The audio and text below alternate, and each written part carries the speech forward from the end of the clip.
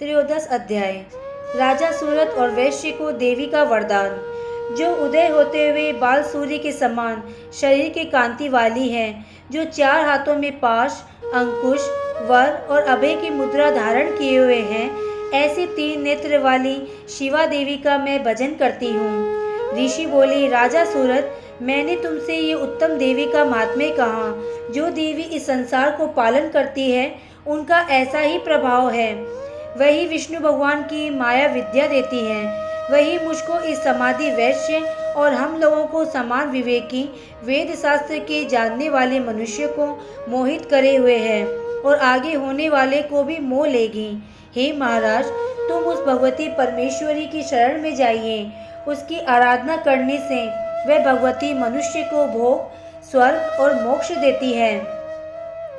मार्कंडेय जी बोले, हे महामुनि, वे राजा सूरत मेघा ऋषि की बात सुनकर कठोर व्रत संपन्न उन महाभाग ऋषि को प्रणाम करके उसी समय तपस्या करने को चला गया और उस वैश्य ने भी ऐसा ही किया।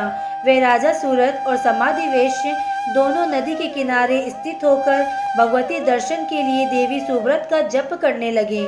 उन दोनों ने नदी के किनारे मिट्टी की देवी की मूर्ति बनाकर नित्य प्रति पुष्प, धूप और हवन तर्पण आदि द्वारा अनन्य भाव से पूजा करने लगे।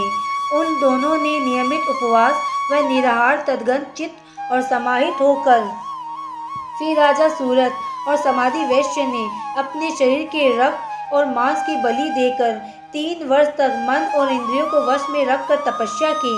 तब चंडिका देवी सामने प्रकट होकर बोली।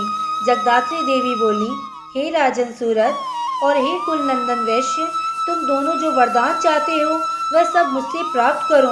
मैं प्रसन्न होकर तुम दोनों को वरदान देती हूँ। मार्कंडेय जी बोले, हे मुने, राजा ने दूसरे जन्म में अखंड राज्य और इस जन्म में भी अपने पुरुषार्थ से शत्रु को मारकर अपने राज्य मिलने का वरदान मांगा। इसके अनंतर उस स्थिर चित्त वाले वैश्य ने मेरा और ये मैं इस अभिमान की आड़ में नाश करने वाला तत्व ज्ञान मांगा। देवी ने कहा, हे नृपति, तू थोड़े ही समय में अपना राज्य प्राप्त कर लेगा और बेरियों को मारकर तेरा अखंड राज्य होगा।